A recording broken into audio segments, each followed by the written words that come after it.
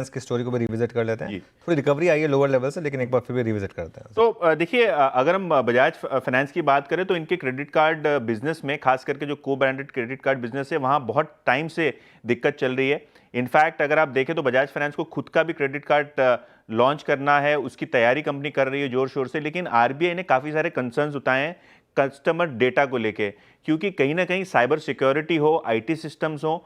RBI ने ये पाया है कि बजाज फाइनेंस की जो सिस्टम्स हैं वो दुरुस्त नहीं है, जिसके कारण अगर डेटा लीक हो गया तो कस्टमर रिस्क पे आ जाएगा। डेटा लीक तो एक क्वेश्चन है, दूसरा बहुत सारी फ्रॉडुलेंट एक्टिविटी भी होती है बाजार में, जिसके कारण बजाज फाइनेंस को स्पेसिफिकली आरबीआई ने निर्देश दिया अपने सिस्टम्स और कंट्रोल्स को मजबूत करने के लिए।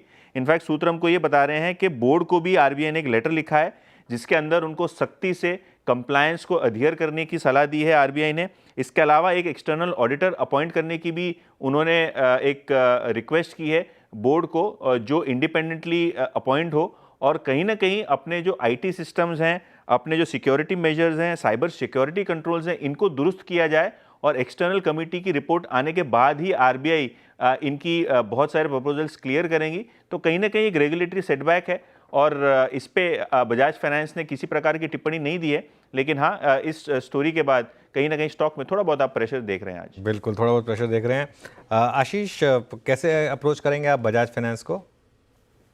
बिल्कुल, तो देखिए अनुज, मेरे ख्याल से एक नेगेटिव न्यूज़ फ्लो है और इसको रिएक्शन भी मार्केट ने इसको दिखाया है। और डेफिनेटली जब कंप्लायंस से रिलेटेड कोई क्वेश्चन आता है तो उसके ऊपर एक नेगेटिविटी आती है, बट ओवरऑल हमें मीडियम टू लॉन्ग टर्म में कोई बड़ा डेंट नहीं नज़र आता। मुझे लगता है कि शायद थोड़ा बहुत रिएक्शन आएगा और इसके ऊपर अगर से करेक्टिव एक्शन लिए जाएँगे और उसके ऊपर कोई कमेंट्री भी आएगी तो मार्केट उसको पॉजिटिव रीड तो करेगा।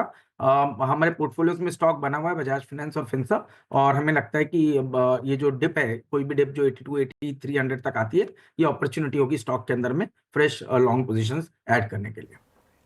ठीक है, बजाज फाइनेंस पे ये राय फिलहाल स्ट्रेंथ तो नजर आ रही है, लेकिन पीएसयू बैंक अभी थोड़ी देर पहले हम चर्चा कर रहे थे, अच्छा खासा मोमेंटम इस पर्टिकुलर काउंटर में सेक्टर में देखने को मिल रहा है। शिल्पा जी ने यूनियन बैंक पिक भी किया, लगभग 3.5% की तेजी। इनफैक्ट आप देखिए bank of India, Canara bank.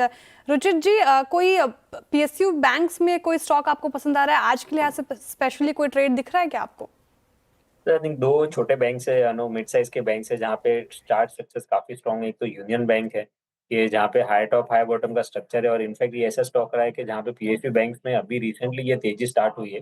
But union bank के स्ट्रक्चर्स देखेंगे तो ऑलरेडी ये स्टॉक एक महीने पहले ही बॉटम आउट बना के ये पॉजिटिव ट्रेंड ये स्टॉक ने रिज्यूम कर लिया था। और दूसरा रहेगा इंडियन बैंक में भी जो भी करेक्शंस हमने देखे कि पिछले 2-3 महीने में आए, मोर एक टाइम वाइज करेक्टिव फेज ही रहे कि जहाँ पे जो रिसेंट डिक्लाइन था उसमें वॉल्यूम्स बेस्ड सेलिंग कहीं नजर नहीं आई थी। तो आई थिंक इंडियन बैंक में भी यहाँ पे 560 के ऊपर का एक अच्छा कंसोलिडेशन ब्रेकआउट रहेगा। सो अगर फॉलो मूव रहता है ये पीएसयू बैंक्स में आज जो हमने तेजी देखने मिली है, तो यूनियन बैंक, इंडियन बैंक, ये दोनों ही आउट परफॉर्मर्स रह सकते हैं। आज अगर आप ओआई को आज के